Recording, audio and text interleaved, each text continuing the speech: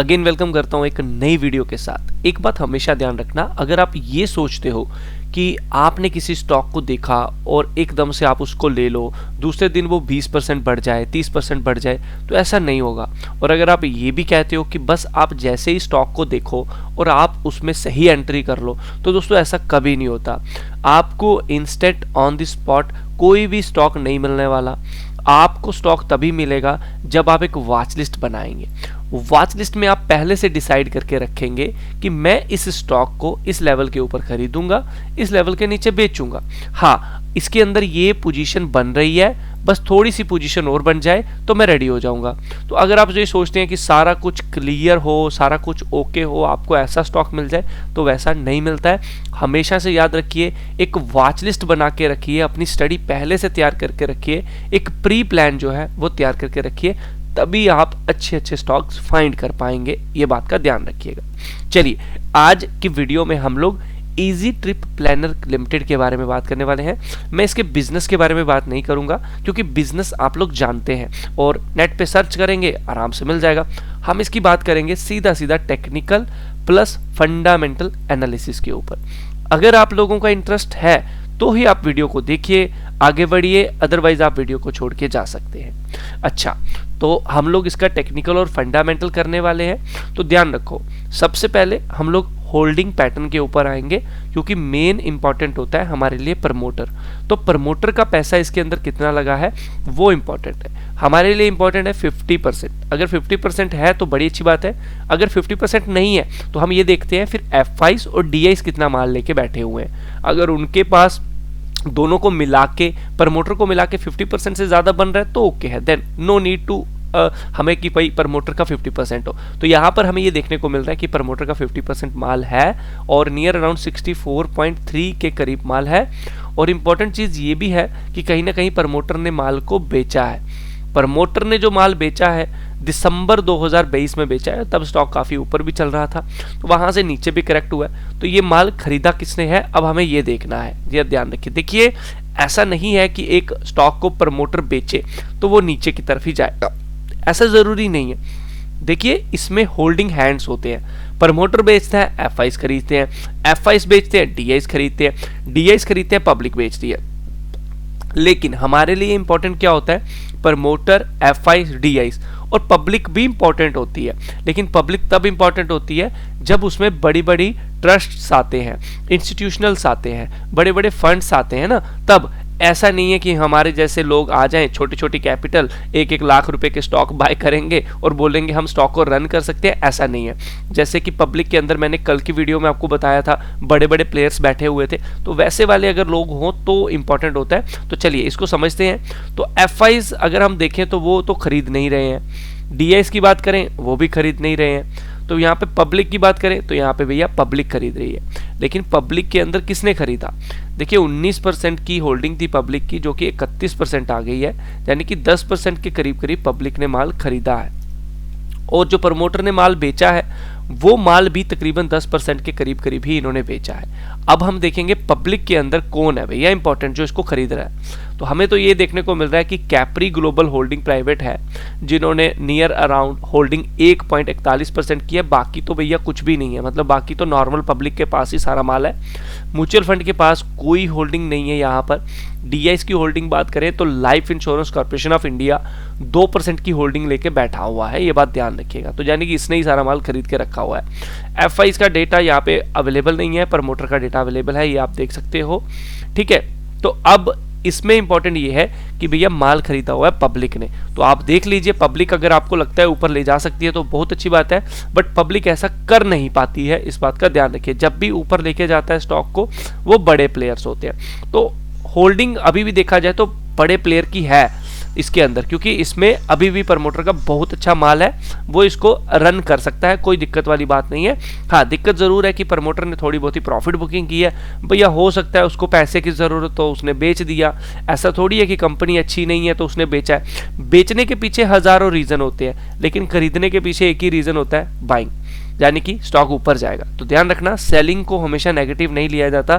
Selling के पीछे बहुत सारे रीजन हो सकते हैं। उसको ज़रूरत हो सकती है पैसे की, वो कहीं और पैसा लगाना चाहता है, उसको और अच्छी ग्रोथ दिख रही है, इसमें कम ग्रोथ दिख रही है, तो बहुत सारे रीजंस होते हैं। फिलहाल के लिए होल्डिंग पैटर्न अभी मैं देखूं मुझे ओके दिख रहा है। मैं नहीं बोलूंगा कि भैया बहुत खराब होल्डिंग है, ऐसा कुछ नहीं है। ऐसे भी बड़े सारे स्टॉक्स हैं जिनकी होल्डिंग तो भैया बिल्कुल जीरो के बराबर होती है, लेकिन वो चल रहे होते हैं, ठीक है ना। तो ये तो बहुत बड़ी कंपनी है यार। म्यूचुअल फंड की होल्डिंग ज़्यादा तो नहीं है, लेकिन थोड़ी बहुत तो इसके अंदर देखने को हमें मिल ही रही है। चलिए, ये हो गई होल्डिंग। आइए बात करते हैं थोड़ा बिजनेस के ऊपर। तो रेवेन्यू अगर इस कंपनी का आप लोग देखते हो तो इंक्रीज हो रहा है। 106 करोड़ था, 235 करोड़, 448 करोड़ इंक्रीज हो रहा है, और यही चीज़ होनी चाहिए, हमेशा ध्यान रखिए। अब इसके अलावा बात करते हैं नेट प्रॉफिट की। नेट प्रॉफिट भी इंक्रीज हो रहा है, बहुत अच्छी बात है, ये बात ध्यान रखिएगा, ठीक है। इसके अलावा होती है हमारी डेप्ट टू इक्विटी रेशो, यानी कि कंपनी के ऊपर कर्जा कितना है, ना के बराबर कर्जा है यार, 0.22।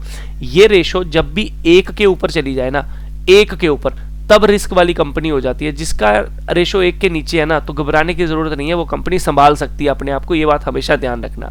आइए इसकी मेन बिजनेस की इनकम समझते हैं कहाँ से आ रही है। तो इनको जो मेन बिजनेस आ रहा है वो अपनी सेल्स से ही आ रहा है, यानी कि इनका जो मेन बिजनेस है, जो इनका मेन काम है, उसी में सारी सेल हो रही है, कोई अदर बिजनेस नहीं है। तो कई बार कंपनियां क्या करती हैं, अपनी लैंड बेची होती है तो हमें दिखा देती हैं प्रॉफिट हुआ है ना, एकदम से कोई अदर इनकम शो कर देते हैं तो हमें दिखा देते हैं प्रॉफिट हुआ है, तो हमें लगता है भाई ये कंपनी प्रॉफिट में आ गई। तो ऐसा तो कुछ भी नहीं है इसके अंदर, मतलब कि इसको सारा कुछ जो आ रहा है अपने मेन बिजनेस से ही आ रहा है। तो कोई भी हमें गपले वाली बात जो है अभी देखने को नहीं मिल रही है। चलिए बैलेंस शीट के अंदर आते हैं और बैलेंस शीट के अंदर समझने की कोशिश करते हैं। कंसोलिडेशन बेसिस पे ही हम जाएंगे, तो कंसोलिडेशन बेसिस पे ही हर चीज़ को समझना है। कभी भी स्टैंड अलोन कंपनी की बैलेंस शीट वगैरह या फिर आप रेवेन्यू वगैरह को बिल्कुल मत देखिए करिए, हमेशा कंसोलिडेशन बेसिस पे देखिए। नहीं हो तब हम कह सकते हैं। इक्विटी शेयर कैपिटल देखिए 173 करोड़ की है, इन्होंने अपनी इक्विटी शेयर कैपिटल को बढ़ाया है, इस बात का ध्यान रखिएगा। ये थोड़ा सा एक नेगेटिव पॉइंट जरूर होता है कहीं ना कहीं, क्योंकि अपनी हिस्सेदारी को बढ़ाना, उसमें नए हिस्सेदार पैदा करना, उतनी ही ज़्यादा प्रॉपर्टी में हिस्सेदारी पैदा करना, ये प्रॉफिट को बांट देता है। तो कहीं ना कहीं ये अच्छी बात नहीं होती है, लेकिन हो सकता है इन्होंने कुछ अच्छा सोचा हो, तो मैं इसको ज़्यादा इंपॉर्टेंस नहीं दूंगा। लेकिन हाँ, एक नेगेटिव पॉइंट जरूर है, इस बात का जरूर ध्यान रखिए। लेकिन इसके पीछे क्या रीजन है मैं कुछ कह नहीं सकता, ठीक है। रिजर्व एंड सरप्लस देखिए 196 करोड़ का है, बहुत अच्छी बात है। उसके कंपैरिजन में अगर आप लॉन्ग टर्म का लोन देखोगे, शॉर्ट टर्म का लोन देखोगे, बिल्कुल छोटा सा है, यानी कि ये इसमें से इसको खत्म कर सकते हैं। अगर कोई भी आपदा कल को आती है तब भी इनके पास पैसा जो है बच जाएगा। अब इसके अलावा हम नीचे की तरफ चलते हैं, जो इंपॉर्टेंट चीज़ें होती हैं हमारे लिए। देखिए इनके पास पैसा 155 करोड़ का आने वाला है, ये वो पैसा है जो इन्होंने बिजनेस वगैरह दे दिया हुआ है, इनके पास आएगा। कैश एंड इक्विवेलेंट देखिए 48 करोड़ का अलग से पड़ा हुआ है। अदर करंट एसेट 442 करोड़ का। इंपॉर्टेंट पता क्या है, इंपॉर्टेंट ये है कि क्या ग्रोथ हो रही है कि नहीं हो रही है। आपके लिए ग्रोथ इंपॉर्टेंट होती है, इस बात को ध्यान रखिएगा। अगर आप वो नहीं देखते हो तो कोई फायदा नहीं है। देखो ये ग्रोथ ही हो रही है, इंपॉर्टेंट है, बढ़ता जा रहा है ना, ये कम नहीं हो रहा है। यहाँ पे कैश आपका कम हुआ, तो कहीं ना कहीं इन्होंने क्या किया है, ये वाला पैसा यहाँ पे लगा है कहीं ना कहीं। देखो यहाँ पे 52 था, अब यहाँ पे कितना हो गया 155, तो यानी कि ये पैसा इन्होंने कहीं ना कहीं यहाँ पे यूज़ किया है, इसीलिए यहाँ पे इनको पैसा इतना आना है, यानी कि बिजनेस में ही पैसा लगाया है ना, कोई दिक्कत वाली बात नहीं है। हाँ, एक चीज़ मैं बताना भूल गया कि इन्होंने भी भैया आगे देनदारी देनी है 72 करोड़ की, ये बात ध्यान रखिएगा, ठीक है। तो चलिए ये है। बाकी अगर मैं अभी तक की बात करूं तो भैया बैलेंस शीट मुझे ओके दिख रही है, कैश रिच कंपनी है, अच्छा खासा कैश लेके बैठी हुई है, कोई दिक्कत वाली बात तो इसमें मुझे नहीं देखने को मिल रही, इस बात का ध्यान जरूर रखिएगा। अब हम आ जाते हैं टेक्निकल एनालिसिस के ऊपर। दोस्तों टेक्निकल एनालिसिस करेंगे हम इजीटी प्लैनेट का। ध्यान रखिए इस बात का, अगर आप लोगों को टेक्निकल की नॉलेज नहीं है, बिल्कुल नॉलेज नहीं है, आप जानना चाहते हो, सीखना चाहते हो, तो सबसे पहले तो मैं बोलना चाहूँगा हमने एक नया चैनल शुरू किया है, सिंपल सा जाना, मनी मेकर। मैं डिस्क्रिप्शन में भी आपको लिंक दे रहा हूँ, मनी मेकर RS। कैसे बाइंग करते हैं, कैसे मैं लेवल निकालता हूँ, कैसे एक स्टडी करनी है किसी स्टॉक की, ये है वो चैनल मनी मेकर RS। इसके ऊपर मैंने अभी ना 15 वीडियोस डाली हैं, इन वीडियोस को देखो, सीखो, कुछ समझ में नहीं आया मुझे कमेंट करना, मैं सिखाऊंगा।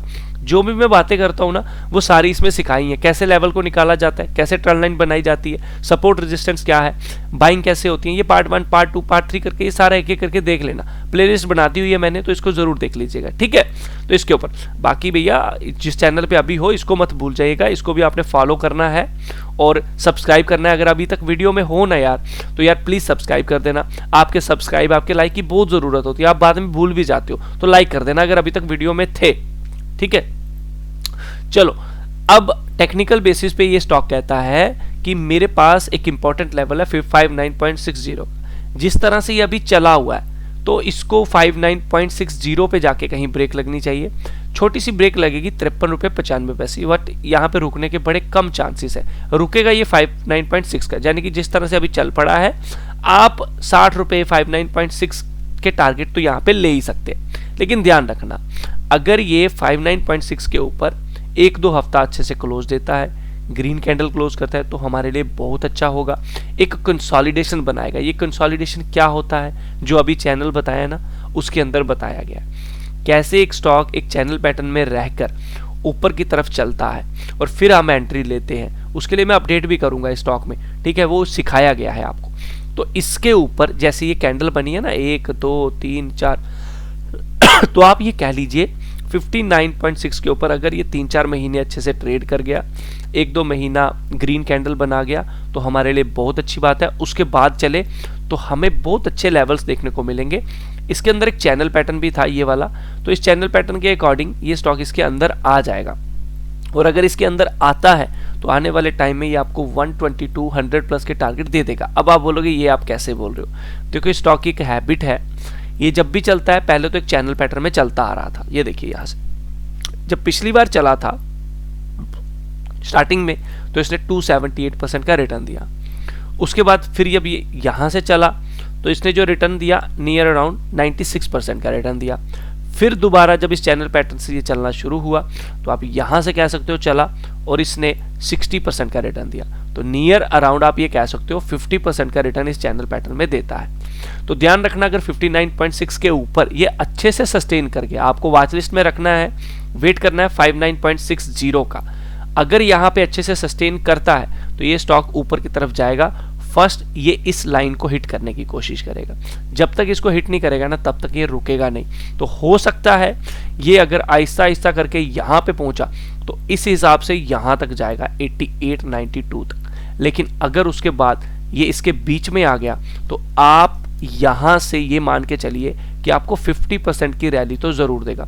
तो उसके हिसाब से आप ये मान के चलिए कि कभी ना कभी ये इस चैनल पैटर्न में चलता हुआ नियर अराउंड आपको अगर 50% का रिटर्न देता है तो आप ये कह लीजिए 120-127 के टारगेट्स दे देगा। इस चैनल पैटर्न में आने की कोशिश जरूर करेगा। तो आप इसमें 100 प्लस के टारगेट आराम से लेके बैठ सकते हैं, कोई दिक्कत की बात नहीं है। अभी इस लेवल पे क्या करना चाहिए, ध्यान रखना 1 मंथ के बेसिस पे अगर इस स्टॉक को देखते हो तो इसने अभी भी अपनी 20 पीरियड मूविंग एवरेज के ऊपर क्लोजिंग नहीं दी है और इसके अंदर 4610 का एक स्टॉप लॉस बनता है। अगर ये कैंडल में दम है ना तो ये स्टॉक 46.10 के नीचे क्लोजिंग नहीं देगा वीकली बेसिस पे, और अगर इसके नीचे वीकली बेसिस पे क्लोजिंग देता है तो इस कैंडल में दम नहीं है। ये हाफ कैंडल कभी भी कवर नहीं होने देगा। पॉसिबिलिटी ये हो सकती है ये आहिस्ता आहिस्ता करके 46 के करीब आए और वहां से ऊपर जाने की कोशिश करे। दूसरा सिनेरियो ये है, अगर इस मंथ ये कोशिश करे थोड़ा यहाँ तक इस तरह से आए, या फिर ये जो कैंडल अभी 1 मंथ की बनी है क्योंकि इसमें अभी भी 20 डेज पड़े हैं, अगर ये 20 पीरियड के ऊपर क्लोजिंग दे देती है तो आप अपर बुलिंगर बैंड को हिट करोगे, पीबी जिसे हम बोलते हैं। ये मैंने चैनल पे सिखाया भी है, ज़रूर सीख लीजिएगा, ठीक है। तो प्लेलिस्ट इस चैनल पे भी है। तो भैया जी इस मूविंग एवरेज के ऊपर हमें क्लोजिंग चाहिए या 59.60 के ऊपर वीकली बेसिस पे अच्छी सी क्लोजिंग चाहिए। अभी के लिए इसको अवॉइड करना चाहिए। हाँ ब्रेकआउट आया है बट ऐसी वाली कैंडल्स बनती रहेंगी, होता रहेगा। अगर आप फंडामेंटली ओके हैं और आपको क्विक रिटर्न नहीं चाहिए, आपको बहुत अच्छा स्टॉक लगता है, तो अभी आप 20% ले लीजिए। नीचे आता है थोड़ा और ऐड कीजिए, 39 पे थोड़ा और ऐड कीजिए, 33 पे थोड़ा और ऐड कीजिए, ठीक है। I am sorry. तो ये कुछ लेवल्स हैं एवरेज करने के लिए, लेकिन इसके अंदर अभी कोई ब्रेकआउट वगैरह नहीं आया हुआ है। लेकिन जिस तरह से चल रहा है वॉच लिस्ट में ज़रूर रखना चाहिए। अगर 20 पीरियड मूविंग एवरेज के ऊपर क्लोज दे देता है और थोड़ा सा भी हमें डिस्काउंट में मिलता है, नीचे गिरा हुआ मिलता है, तो आप लोग यहाँ पर इसके अंदर अपनी एक बेट लगा सकते हैं जिसमें आप 59.60 के टारगेट ले सकते हैं। लेकिन जैसा कि अभी देख रहे हैं काफ़ी ऊपर आ ही चुका है, 53.95 का भी एक लेवल है इंपॉर्टेंट, तो इसका भी ध्यान रखिए। यहाँ पर भी प्रॉफिट बुकिंग देखने को हमें इसके अंदर मिल जाएगी, इस बात का ध्यान रखिएगा, ठीक है। तो अभी हमें करना क्या चाहिए स्टॉक में, ये मैंने आप लोगों को बता दिया। जिन लोगों को लगता है कि नहीं भैया इसने भागना है, तो भैया आप खरीद सकते हो, लेकिन खरीदो कितना, सिर्फ 20%, इससे ज़्यादा मत खरीदो, क्योंकि अगर नीचे आया तो नुकसान नहीं होना चाहिए, लेकिन अगर ऊपर चला गया तो रिग्रेट भी नहीं होगा कि मैं खरीद नहीं पाया। इसीलिए अपने लेवल का वेट भी करें और 20% ले भी लें, क्योंकि फंडामेंटली तो ओके ही कंपनी है, कोई दिक्कत वाली बात नहीं है, डिस्काउंट में मिल रही है। अभी भी अगर आप इस कंपनी का स्टॉक देखोगे, मैंने इसका पहले भी एनालिसिस किया था और अब फिर से किया, तो अभी भी अगर आप देखोगे तो भैया नियर अराउंड 28% डिस्काउंट पे ये स्टॉक आपको मिल रहा है। ठीक है, तो सस्ता ही मिल रहा है। कभी अगर 1-2 हफ्ता पहले ध्यान मार लिया होता तो नियर अराउंड यार आपको 49%, 50% डिस्काउंट पे मिल रहा था, और इसका वीडियो भी मैंने बनाया था, लेकिन उस टाइम शायद कोई लेना पसंद नहीं करता होगा और मैंने भी आपको रिकमेंड नहीं किया होगा। लेकिन एवरेज के हिसाब से अगर आपने लिया है तो बहुत अच्छा है, वेट करें, हो सकता है डिस्काउंट पे आपको और भी मिल जाए। अभी के लिए थोड़ा अवॉइड कर देंगे तो अच्छा रहेगा। 59.6 के ऊपर महंगा ले लीजिए, लेकिन सस्ता लेने की कोशिश ना करें। फंडामेंटली स्ट्रांग है, अगर होल्ड कर सकते हैं 5-6 साल तो ज़रूर आपको यहाँ पे भी थोड़ी इन्वेस्टमेंट करनी चाहिए। नीचे मिलता है तो एवरेज करिए। क्विक रिटर्न चाहिए, फास्ट रिटर्न चाहिए, तो वो 59.60 के ऊपर आपको देखने को मिलेंगे। वीडियो अच्छा लगा लाइक ज़रूर करें। इसी तरह की और वीडियोस पाने के लिए चैनल को सब्सक्राइब करें। ट्रेड लेने से पहले एक बार अपने फाइनेंशियल एडवाइजर से ज़रूर पूछिए, क्योंकि रिस्क आप सबका है। मिलता हूँ नेक्स्ट वीडियो में, तब तक के लिए अपना ख्याल रखिए।